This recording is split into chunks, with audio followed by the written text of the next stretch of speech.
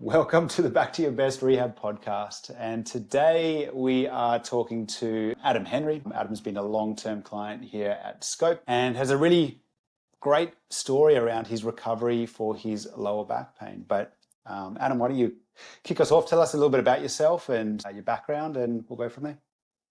Yeah, g'day, Dan. Thanks for having me on. It's good to be here to talk about my pain recovery journey, and it's still ongoing. I don't want to think we've got to the finish line, but geez, come a long way since I first walked in your door, haven't I? Absolutely.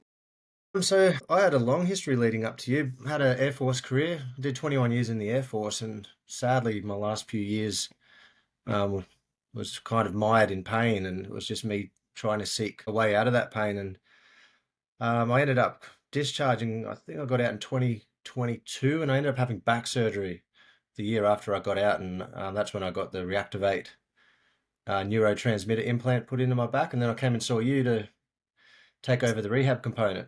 So it was a long history leading up to that. Don't know how much you want to dig into that, but that's how I turned up in your door. Lower back, Sure. basically my S1 L5 disc had degenerated down to basically touching. You look at the MRI and all the healthy discs are in white. It was a nice black one.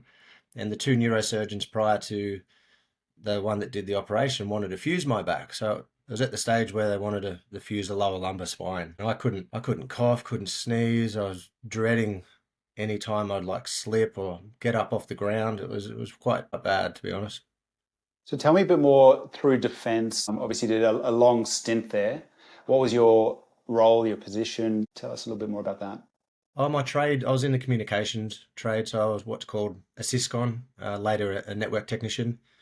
However, most of my injuries were accumulated on the sporting field. I was lucky enough to represent the Air Force and the Defence Force in multitude of sports, mainly basketball, rugby union, AFL, and yeah, just did myself a bit of a disservice by pounding it a bit too hard and never doing rehab and never doing strength work. For sure. Was strength, I mean, I know you've obviously been healthy for most of your life and been interested in maintaining your fitness and everything like that. Yeah. Was strength a part of that, or was it mainly sports that you were involved with through? Oh, it was just the game day. I just wanted to get out there and run around with the ball. But obviously, through the Air Force, we had the physical training instructors, and we would get put through workouts, mainly like battle PT and running fitness, work for like your flexed arm hangs and your sit ups, all of that stuff. But it wasn't consistent enough. And I think they don't tailor it enough to the person. It's just given out to a group of people, and it's like, make it work for yourself. Yeah, that's always the tough thing in group environments, whether it's team sports or in the military, is that it's very hard to individualize that stuff, and because it's not individualized, some people end up a little bit worse for wear from it all as well. Okay, so we had quite a long time, obviously in defense, a lot of sporting stuff. Tell us about when the back pain kind of started. What are some of those early memories you have? Some of those early signs maybe that started to bubble up? Well, it's interesting trying to go back to the root cause because the earliest I could think was in 2005. I stuffed my disc in my neck doing tricep extensions at a Navy gym up in Darwin, and I think from there it just started a chain of events that things just kept going south. So that ended up accumulating into a lot of problems with my thoracic. I had a really, really stiff thoracic that constantly knotted up, and I'd have robot neck like nearly my whole life pretty much. Anyway, that I don't know how that jumped across to one day I was playing touch footy at RAF Base Amberley and my leg gave out. My left leg just collapsed as I was walking off. Turns out I had a hip dysfunction and I ended up getting surgery for a thing called FAI impingement. It's like a hip impingement. So I got both hips done where they reshaped the bone, and basically from there I went south because I couldn't play sports, and I never really healed properly from that because I don't know if you heard osteitis pubis. I had that for a good 2 years post surgery, and no one could figure out what was going on. They just kept sending me back to the physio, putting on a heat pack, doing this stretch. Everyone had a different idea what was going on. And then I think the lack of activity just slowly shifted its way into my back. And because I think the hip locked up and then the gait changed, and then yeah, lower back just ended up copping all the damage. Okay. And so that kind of triggered something, and then the back started to give you some grief from there. You mentioned you had the little device inserted in your spine. Can you tell listeners a bit about that? Yeah, well, it was a pretty new technology at the time. The company was called Reactivate, and the idea behind it, the concept was, is the surgeon thought my multifidus muscle, which is a stabilizer in the spine, it basically went to sleep. So they took a scan and they saw that the muscle had basically shrunk down to nothing really, and it was all taken over by fat deposits. So he said that the brain connection to that part of the body had just is just given up as a pain response. So the idea was to get the stimulator put in. It's a little battery pack connected to two electrodes, go up into the multifidus, and it's like an internal TENS machine to wake up that muscle again. And so in conjunction with that and seeing you, it took about, I think, a year of hard work with you until I actually could get up off the floor. Okay, you remember what it was like when I first came in? Really. Changing sides on the bed was horrendous. Yeah, one of my notes here just to bring up was our very first session I recall, where we had you out in the gym trying to just do simple cat stretches, so just on hands and knees, just arching your back up and down very gently, and we had probably millimeters of range that you could access that was still painful, but kind of a tolerable level of pain. So that was kind of the starting point when you and I started working together, which was very limited in your capacity to just move those spinal joints. And you had that in. Tell me a little bit more about the treatment and rehab experiences you had through that time. So maybe the messages you were receiving from your practitioners or your doctors. Where was your mind at during that, quite painful phase that you were in? I was in a bad place. It ended up leading me to having mental health problems. I developed an anxiety condition over the chronic pain. Got bounced around by so many different doctors, so many different modalities, like different chiropractors, different physios, osteopaths, different surgeons. I did an inpatient pain clinic at the Wesley Hospital. That was fantastic, learning about the science of pain. Didn't help, but it was interesting. I did some other programs with the surgeon prior to doing the operation to see if we could bring it up to speed beforehand. Sadly, that didn't work either. But I was really hopeless. I was searching. I wasn't going to give up.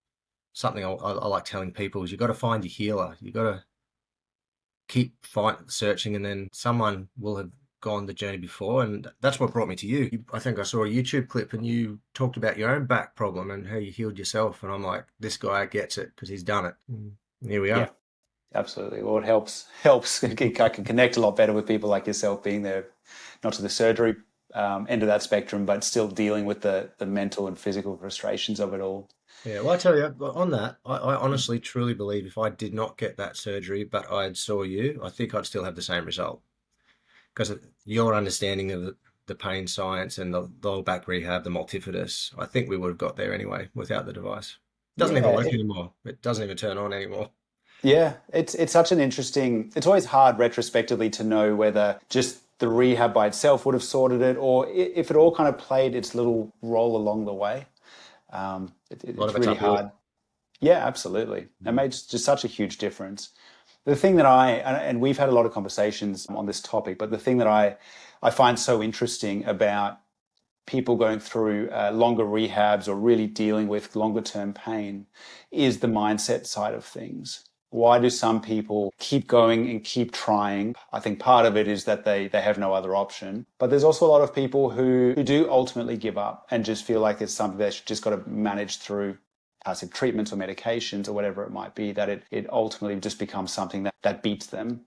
Yeah. What do you think about yourself in regards to what kind of kept you driven and motivated?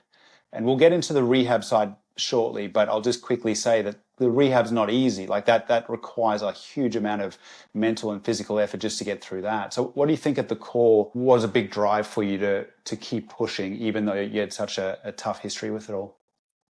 Yeah, great question. I honestly feel it's just part of my character, to be honest, to not give up. My mum was very tough and didn't roll over to pain, and I'm the same. It's not going to define me.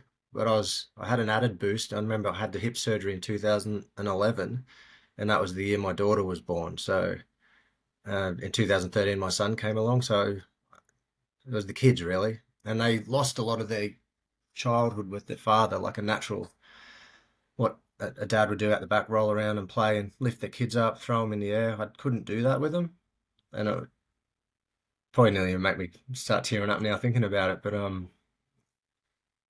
I was so determined to get back, and like still now, I just want to play basketball with Isaac and want to go hit the volleyball, want to go for that jog around the block. And my wife is very active, and she was a really strong support. I just wanted to go and go for hikes with Jess, and yeah, it's just family, hey, really good Yeah. supportive family, and get back for them.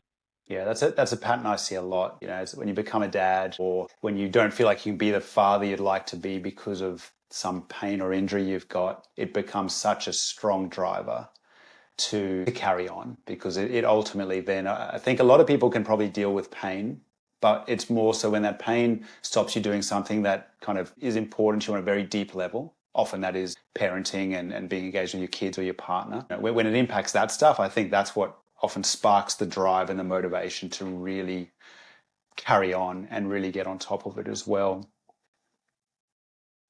It's another thing that's important, I think, to touch on with all of this kind of stuff on the maybe the mental health side is where I'm getting at in this regards is kind of the support crew around you because that's often a big one as well that you it's not just a matter of you getting through it but it's having the family or friends or whatever it might be your social circle around you being supportive. And obviously I know Jess very well so I'm going to know the answer to this question, but maybe for listeners who are in a situation where they don't feel like they've got a huge amount of support around them, do you have any advice in regards to how do you keep going? How do you find that support? That's just a tough one for me to answer because I was lucky, as you mentioned, I had that support. I could only empathize with the people that don't have that support.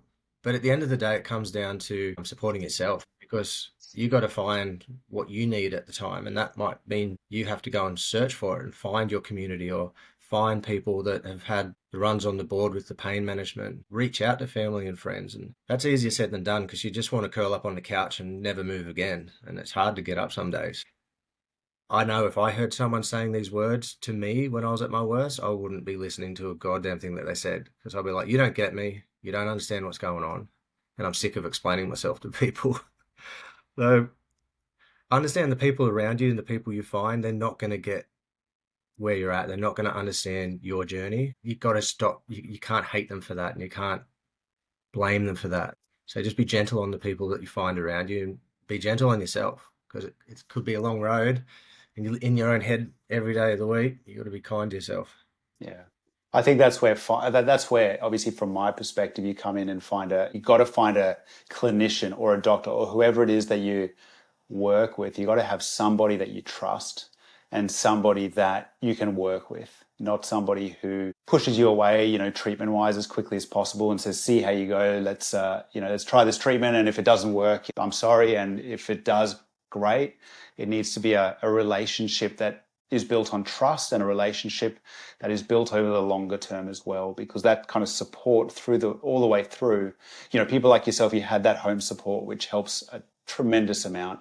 Obviously, there's people who don't have that good home support or that good social support, and then they're going to have to rely very heavily on a good clinician for all of that as well. So let's come into the rehab itself now. So obviously, we started at a pretty low point, you and I together. Why don't we do this? Why don't we jump ahead and say where are you now, and then we'll kind of fill the gap between where you were, 18 months ago or so to Mm. what.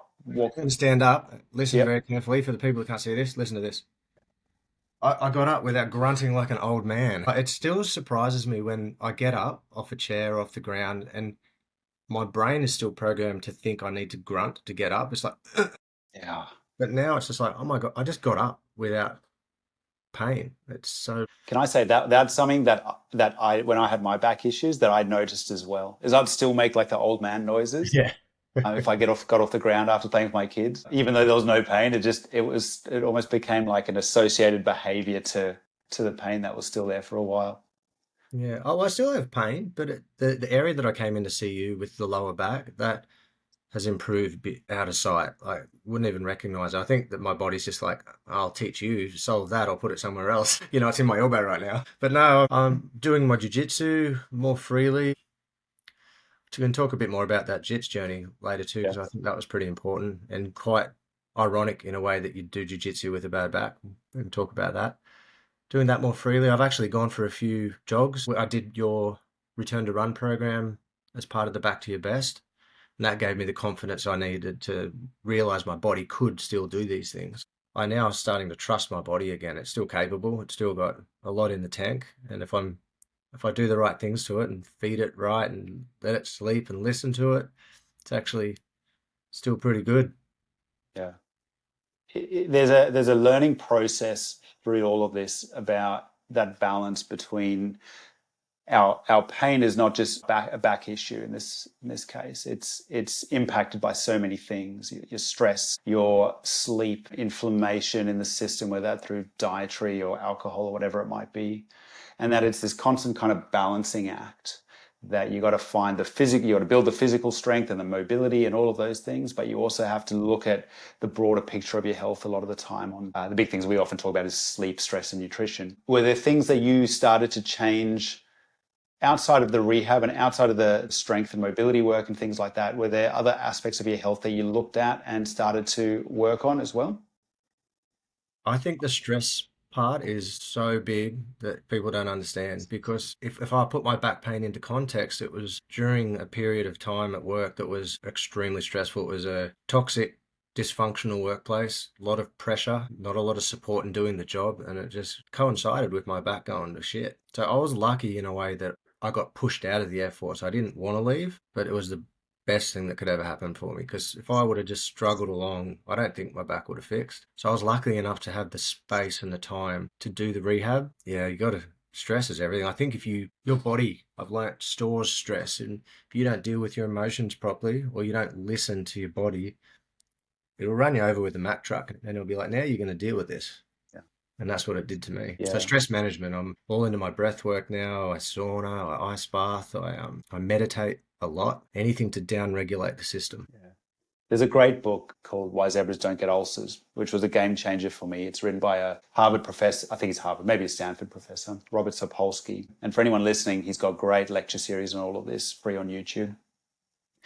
And he talks about that impact of stress, and he has a whole chapter on the impact of stress and pain. And when I read that and understood a little bit more about how important getting on top of your stress is from a pain perspective, it was a game changer for myself. And utilizing strategies like you just mentioned, anything to down regulate, things that just help you kind of switch off a little bit, are so powerful to calm that nervous system and get pain at a much more manageable state. And often when I talk to people, the question I ask almost every time is, was there stress going on at the time when your back pain?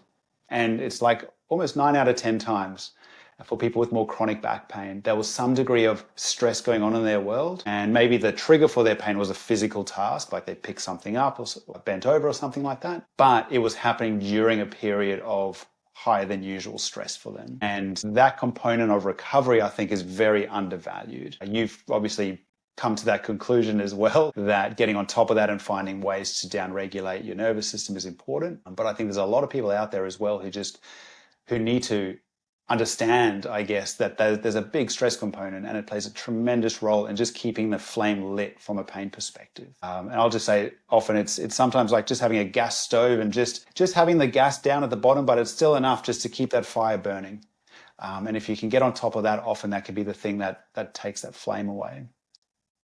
What I find interesting, one of the worst moments I think is when I had my scans, and when you hear a doctor say that's bad or look at that, how bad's that disc, and just the language around the scan. But the interesting thing is if I got a scan on my back now, my disc would look just as bad as it did back then. It can't puff back up and rehydrate. It's definitely going to be degenerated, still going to be black. But isn't it interesting that there's hardly any pain there anymore? Oh yeah. Absolutely. And the research is now so clear on that. You can have these disc bulges and degenerative discs and all these like big nasty words you see on a MRI scan. And yes, they can be painful, but they can still be exactly the same and not be painful. And that's where that rehab process comes in, where you have to start to teach your body that it's safe to move in certain ways, that previous positions or movements or tasks that were giving you grief, when we regress them down a little bit, we can find a point of tolerance and then we can gradually build them up. And that maybe segues us quite nicely into maybe just a bit about your journey from the actual rehab point of view, from the strength and mobility. Were there any things you were quite scared of doing, you were fearful of with your back when you were working through your rehab program? Everything. I didn't want to do everything was difficult, even changing sides to roll over to do the next thing, bending over to pick up anything off the ground, any type of squat or deadlift, the good mornings it had me do. Yeah, pretty much everything. I'm still patterned when I go to pick something up. I'm like hips straight, everything's square. I'm like so mindful now of not bending myself out of shape to pick things up. I guess that's a good thing, but it's still a bit of Little, residual fear. yeah, residual fear, I guess. Yeah, Yeah.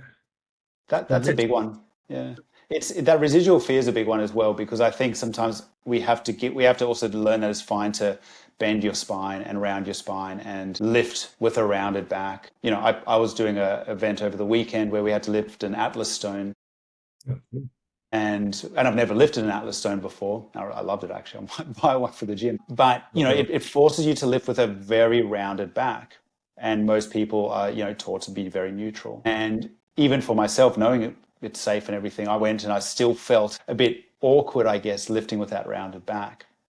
And it was perfectly fine, and the best in the world lift with a very rounded back for their Atlas lifts and carries. But it was interesting also for me, just in the back of my head, I kind of went, "Oh, how am I going to go here?" So it's I think there's sometimes that residual, just awareness, maybe not fear, but just there's a little kind of light that goes on sometimes when you do certain tasks still. Whether it stays forever, I don't know, but at least having a little degree of confidence that it'll be fine if you bend your spine and lift something up. And I feel through your journey as well, it's not going to be smooth sailing. You're going to have rough days and you're going to have setbacks where the pain flares up. And I think the more times that you get over that, you start to build a mindset that, hey, I can heal again. Like, it's not the end of the world. It's okay to tweak something. You know what to do. You know the protocol to get back to feeling okay again. That's all helpful. It's all patterning in good thinking habits. Yeah, it is. And we've spoken about this before, I think, but it's just patterns and reps. And the more you do something, the more confident you get in doing that thing. And eventually you've done it so many times that you're 100% confident that the body will tolerate it, that the body is okay to do that as well. And so now then, I guess, are you from a lifting and jiu-jitsu, maybe let's go into a bit of jiu-jitsu, which is pretty back heavy. Where are you now? How's the back coping with the time you spend on the mats and maybe some of your gym work that you do at home? So just to clear up, jiu-jitsu did not cause my bad back. I went into jiu-jitsu with my bad back on the advice from a previous chiropractor because I couldn't do my multi-directional sports because of the osteitis pubis and the hip surgery. So I figured, hey, here's a sport where I'm already on the ground and I can move within the limits of my capability. Like I won't be able to do that flippy thing or the falling thing or the explosive thing. So I did it within my abilities. And that was really important because it gave me something to do. And I think that was actually a support for my recovery as well because I wanted to get better at this sport and I knew I wouldn't be able to do it if I didn't get my body right. So over the last few years, it's just been a parallel thing. I still do my jits, but I have to do the strength and conditioning. If I don't do the strength and conditioning, I can't do the jits. So I couldn't even bridge before, which is if you're lying on your back and you put your feet on the ground and you lift your bum up in the air, I couldn't even do that 1 inch. And now, no drama. I can go up like a normal range of motion. That's just one specific example. There's other moves that probably won't make sense to the listener, but needless to say, I'm catching up to where I should be for a 45-year-old hobbyist dad. I'm not an elite athlete by any stretch of the imagination. And coaching wise for jiu-jitsu? Yeah, I instruct. I teach a couple. Teaching's good because I can pick the lesson that works for my body shape and current limitations. So, needless to say, I don't do takedowns and wrestling very often. Keep it on the floor, keep it safe. Once again, it's something to keep your mind busy, something to keep you driven and on task. And yeah, it keeps me coming back to see you. Well, I mean, that's an important thing, the keeping busy part of it all, because so many people will have pain and then they'll just stop. They'll stop doing everything. They'll stop doing things that are important to them. And while a lot of the time we might have to modify some of those things, it is very important to try stay in the in the communities that you enjoy being in. So often, in the gyms, for example, or in the sporting club in some respect.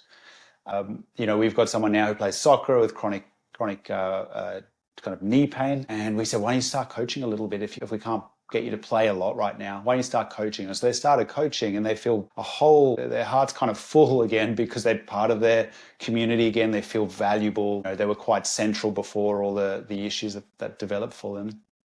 And I think that's a super important thing for listeners, anybody with some degree of pain, is try stay in your communities as much as you can and just shift in how you work within that, because that aspect of recovery is so important. You shouldn't step out completely from things you love, but try keep what you can in and stay productive in those circles. And yeah, it's just so big and so important, even if it's a limited capacity. And I've found that at your practice as well, because the community that you've got together, they're all on the same journey and they hang out in the gym. And so you're having a chat to old mate next year who's just doing the workouts, and you get your strength coach that watches you and gives you the tips. And like Ange, I've formed a little bit of a friendship with Ange, and she's taken my wife on the Kokoda Challenge. So get in the community through the rehab as well. Yeah, yeah. That's why we try to do it in a group scenario. You've got a lot of people going through different injuries maybe, but very similar experiences. Yeah. And seeing where people are at and hearing their stories is so important.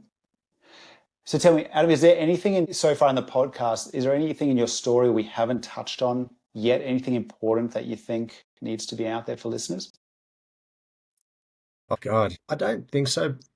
We've hit all the main points, but I think it's important to go over again how important it is to listen to your body. It's telling you a message. It's trying to communicate to you. And if you don't slow down and you don't make a change, it's going to force itself on you. All right. So your body is your temple. It's the one thing we get to take us through this life. Look after the damn thing. Where do you think, from a listening point of view, what does that mean to you? Well, I even did it the other day. Because we're so busy in our mind. Our mind is so active, Mm. constantly running a narrative, telling your story. And if we live in our mind, we forget to listen to what the body is trying to tell us. And that's why meditation has helped me to mindfulness, quieten the mind down and just, what's the body trying to say? And the other day, I was just like, what do you need, body? And then turned out I wanted to have a drink of water with some salt in it. And I felt so much better after I had it. That might sound kooky to some people, but I tell you what, No, it's always telling you something. yeah. I think that's a great point, the quietening of your mind. We can be so caught up with a million thoughts at a million miles an hour that it's very hard to listen to the body, because we've got work to do and we've got family to look after and we've got X, Y, and Z commitments. And then we're on social media, on our phones all the time, and we constantly are just having this external stuff pushed into our head. But learning how to quieten your mind a little bit and just find calmness allows us often to find the things that work. I mean, we say here it's mindful based rehab or mindful based movement, which means not having the earphones in your ear when you're training, trying to listen to your body as you're going through your movements, listening to the words that you tell yourself, listening to how things feel, because it gives you so many more insights than than anybody can give to you. But you have to learn that skill, which I think is an amazing point. So to finish off, do you have any advice or anything you'd like anybody going through some chronic pain, whether that be back pain or something else, that you'd like to get across? My advice is you can't rest. You can't outrest it. You've got to get to work. It's not going to fix itself. So when you do that hunting around and you find your healer, that person that resonates with you, you got to go to work. And if you don't, you'll get the consequences of that inaction. Yeah, yeah. Bessel van der Kolk, who wrote the book "The Body Keeps a Score," had a quote in his book, which was, "You can't outthink your pain. You have to do something. You have to do something physical with your Take body action. to get on top of it. You have to teach your body that it's okay and teach your brain that it's okay, and that's through taking action." And even at the worst, like when you are in crippling pain, you still have to move. There's a good saying, motion is lotion. Whatever you can do in whatever capacity, get off the couch and do something. It's not going to make it worse. I love it. All right, man. It's been great to chat, Thanks. and really appreciate your time popping on. It can be, challenging to tell your story to people, but I think your story, your dedication, working with you over the last 18 months or however long it's been now, has really inspired me. You know, we've had lots of conversations on this topic, and yeah, hopefully, even if it gets out just to a few people, this podcast, if it gets the message across and makes just a difference to somebody, then we've both done our job here. Um, so yeah, I really appreciate your time. I appreciate you too, mate. Thanks for helping me out. Never a problem. See you soon.